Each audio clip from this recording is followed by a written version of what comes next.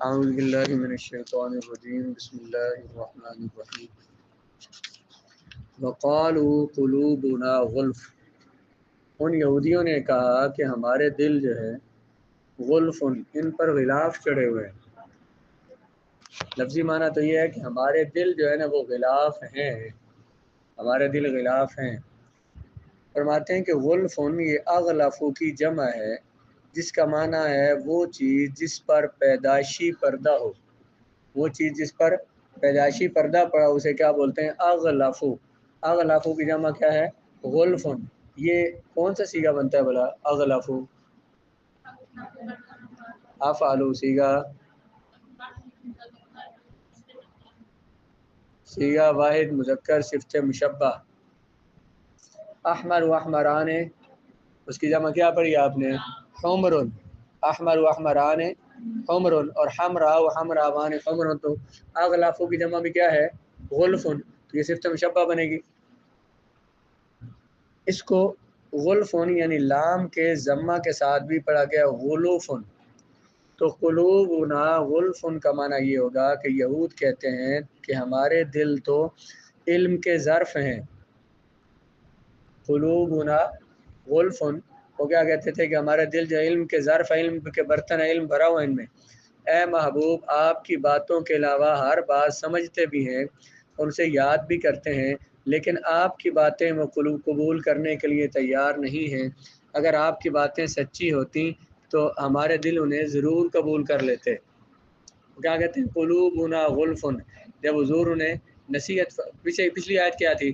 جب تمہارے پاس کوئی رسول لائیں وہ باتیں جو تمہارے دل پسند نہیں کرتے، تم تکبر کرتے ہو، اور تم نے انبیاء کی ایک جماعت کو تم نے جھٹایا اور دوسروں کو قتل کر دیا، تو وقالو، تو یہودی کیا کہتے ہیں بھلا؟ کہ جب انبیاء ان کے پاس ان کی طبیعت کے خلاف باتیں جب انہیں سناتے ہیں، کیا کہتے ہیں؟ قلوبنا غلفن، ہمارے دل جو ہیں وہ بھرے ہوئے ہیں، علم سے بھرے ہوئے ہیں، ہمیں علم ہے جو کچھ آپ بتا رہے ہیں، لیکن وہ ہر بات سمجھتے بھی ہیں، سوچتے بھی ہیں، لیکن جو انبیاء بات کہتے ہیں ان کو سنتے نہیں، اس پہ عمل نہیں کرتے۔ اور وہ کہتے ہیں، اس کا دوسرا معنی یہ بھی ہو سکتا ہے کہ وہ کہتے ہیں قلوبنا غلفن، ہمارے دل جو ہیں وہ ان کے اوپر پردے چڑھے ہوئے ہیں، مطلب ہمارے دل کے اندر جو ہمارے عقیدے ہیں، ایمان دل میں ہوتا ہے، ہمارے عقائد محفوظ ہیں، وہ غلافوں میں بند ہیں، ہمیں کسی نئی شریعت اور نئے نبی کی ضرورت نہیں ہے۔ ان کا یہ کہنا کہ ہمارے دل غلف ہیں، تو اس کا مطلب کیا تھا کہ ہمارے دلوں میں ہمارے عقائد جو ہیں وہ محفوظ ہیں اور غلافوں میں بند ہیں، ہمیں کسی نئی شریعت اور نئے نبی کی ضرورت نہیں ہے۔ آگے کیا فرمایا؟ بل لعنہم اللہ بکفرہم، اللہ نے ان پر لعنت فرمائی ان کے کفر کی وجہ سے۔ فقلیلا ما یؤمنون، وہ بہت کم ایمان رکھتے ہیں۔ قلیلا ما یؤمنون، ما جو، یؤمنون جو وہ ایمان رکھتے ہیں، قلیلا وہ بہت تھوڑا ہے، جو ایمان رکھتے ہیں وہ، یؤمنون کا معنی کیا ہے؟ وہ ایمان رکھتے ہیں۔ قلیلا وہ تھوڑا کیا چیز ہے؟ وہ ایمان۔ اصل میں پھر عبارت یوں تھی، ہونی چاہیے تھی ایمانا قلیلا یؤمنون، یؤمنون وہ ایمان لاتے ہیں، کتنا ایمان؟ ایمانا قلیلا، تھوڑا ایمان۔ وہ مفعول مطلق سے آپ کو پڑھایا تھا، مفعول مطلق میں کبھی کسی فعل کا مفعول مطلق محذوف ہوتا ہے اور اس مفعول مطلق کی صفت مفعول کے قائم مقام ہو کر ہوتی ہے اور اسے مفعول مطلق کہہ دیا جاتا ہے۔ اصل میں کیا تھا؟ یؤمنون ایمانا قلیلا، تو وہ جو ایمانا جو موصوف تھا، جو یؤمنون کا مصدر ہے، جو اصل میں مفعول مطلق تھا، وہ حذف ہے اور اس کی صفت جو ہے اس کے قائم مقام ہے۔ وَيُؤْمِنُونَ قَلِيلًا، وہ ایمان لاتے ہیں تھوڑا۔ وہ دیکھیں کیا لکھا ہے شرح میں، قلیلاً صفت ہے، اس کا موصوف اس سے پہلے ایماناً ہے جو محذوف ہے، اور اس کا معنی ہوگا بہت تھوڑا ایمان لانا۔ اس کے بعد قلیلاً ما جو ہے، ما یہ کس لیے ہے؟ کہتے ہیں قلت میں مبالغہ ظاہر کرنے کے لیے بہت تھوڑا وہ ایمان لاتے ہیں۔ اگر صرف قلیلاً ہوتا معنی کیا ہوتا؟ وہ ایمان لاتے ہیں تھوڑا، اور قلیلاً جو ہے یؤمنون کا مفعول مطلق ہے۔ ما جو ہے یہ کس لیے ہے؟ قلت کو بیان کرنے کے لیے، قلت میں مبالغہ بیان کرنے کے لیے، بہت ہی تھوڑا ایمان لاتے ہیں وہ، بعض کتاب پر ایمان لاتے یعنی کہ وہ کتاب کے کچھ حصے پر ایمان لاتے ہیں، یا قلت سے مراد یہ ہے کہ وہ بالکل ایمان لانے کی نفی ہے کہ وہ بالکل ایمان لاتے ہی نہیں ہیں۔ قلیلا ما یؤمنون، بہت کم ایمان لاتے ہیں، مطلب کہ ایمان لاتے ہی نہیں ہیں۔ اگلی آیت میں کیا فرمایا تھا کہ وَلَمَّا جَاءَهُمْ كِتَابٌ مِّنْ عِندِ اللَّهِ، جب ان کے پاس کوئی کتاب آتی ہے اللہ کی طرف سے جو اس کتاب کی تصدیق کرنے والی ہے جو پہلے ان کے پاس ہے، تو وَكَانُوا حال تو وہ کیا کہتے ہیں، وہ ان انبیاء کرام کو مانتے نہیں، کفروا بھی، ان پر انکار کرتے ہیں۔ درمیان میں الفاظ کیا تھے، وَكَانُوا مِن قَبْلُ يَسْتَفْتِحُونَ عَلَى الَّذِينَ كَفَرُوا، ان کے بعد جب تو کتاب آئے تو اس کا تو انکار کرتے ہیں، حالانکہ وہ من قبل اس سے پہلے یستفتحون فتح طلب کرتے تھے کافروں کے خلاف، اس نبی کا واسطہ دے کر اور اس کتاب کا واسطہ دے کر تو کافروں کے خلاف کیا طلب کرتے تھے، فتح۔ یستفتحون، یستفتحون سیگا کیا بر وزن، سیگا جمع مذکر غائب، فعل مضارع معروف ثلاثی مزید فی صحیح اسباب استفعال، اور یہ مبالغہ پر دلالت کرنے کے لیے ذکر کیا گیا ہے، اور اس کا معنی یا تو یہ ہے کہ مشرکین کے خلاف حضور کے واسطہ سے مدد طلب کرتے ہیں۔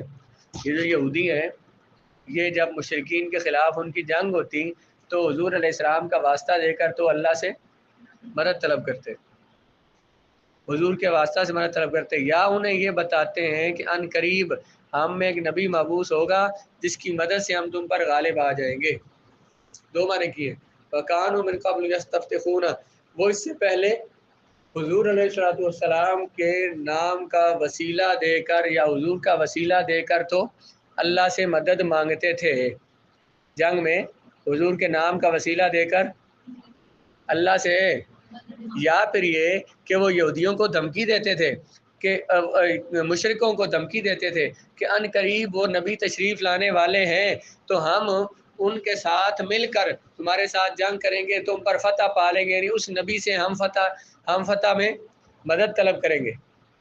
مدد دو طرح کی ہوگی، کیا، ایک تو اپنے زمانے میں جب بھی وہ لڑتے تھے تو رسول اللہ کا نام لے کر تو واسطہ دے کر تو اللہ سے مدد مانگتے تھے، دوسرا کیا، وہ کہتے تھے کہ جب وہ نبی آ جائیں گے تو ہم تم مشرکوں کے خلاف ان کی مدد کریں گے۔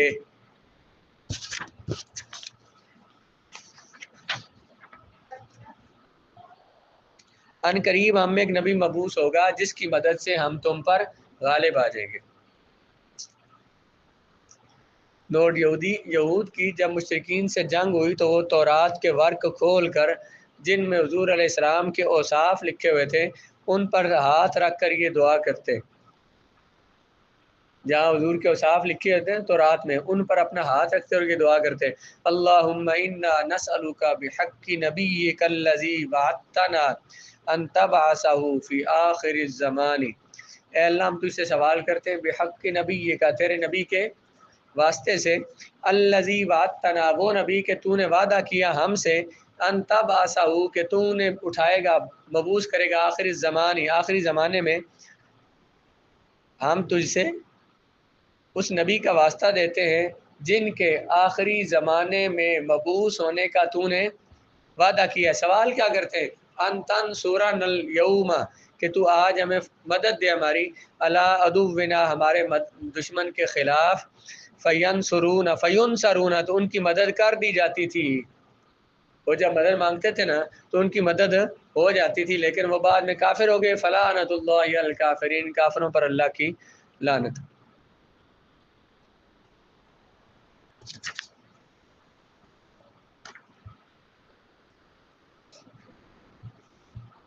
یہاں پہ فرمایا کہ وہ جو آخری آیت کے لفظ ہیں، فلما جاءہم ما عرفوا، جب وہ رسول ان کے پاس آ گئے انہوں نے رسول کو پہچانا نہیں، کفروا بہ انہوں نے انکار کیا، کس کا، بہ اس رسول محترم کا، انہوں نے کفروا بہ، ہی ضمیر کا مرجع کیا ہے، کتاب، جو کتاب ان کے پاس آئی، مصدق جو تصدیق کرنے والی ہے، کتاب یا رسول مراد ہے، جب جاءہم جب ان کے پاس آ گئی وہ کتاب یا وہ رسول، ما عرفوا انہوں نے نہیں پہچانا، انہوں نے کیا اس کتاب کو یا رسول کو، کفروا بہ، انہوں نے انکار کیا اس کتاب کا۔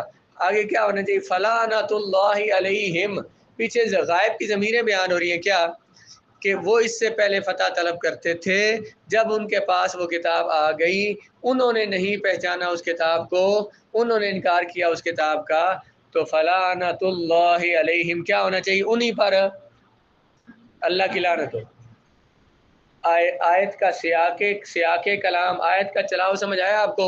پیچھے غائب کی ضمیریں ہیں تو یہاں بھی کیا کہنا چاہیے تھا؟ ان پر اللہ کی لعنت ہو۔ جب پیچھے غائب کی ضمیریں فما عرفوا فلما جاءہم، ہم ضمیر غائب کی ضمیر ہے، عرفوا غائب کی ضمیر ہے، کفروا واو ضمیر غائب کی ہے، تو لعنت اللہ علیہم ہونا چاہیے تھا، اس میں ظاہر کیوں بولا ہے؟ یہاں چاہیے تو یہ تھا کہ الکافرین نہ ہوتا بلکہ علیہم ہوتا، یہاں کافرین، اس میں ظاہر کیوں ذکر فرمایا؟ اس کی وجہ یہ ہے کہ یہود پر لعنت اور پھٹکار کا سبب ذکر کر دیا جائے۔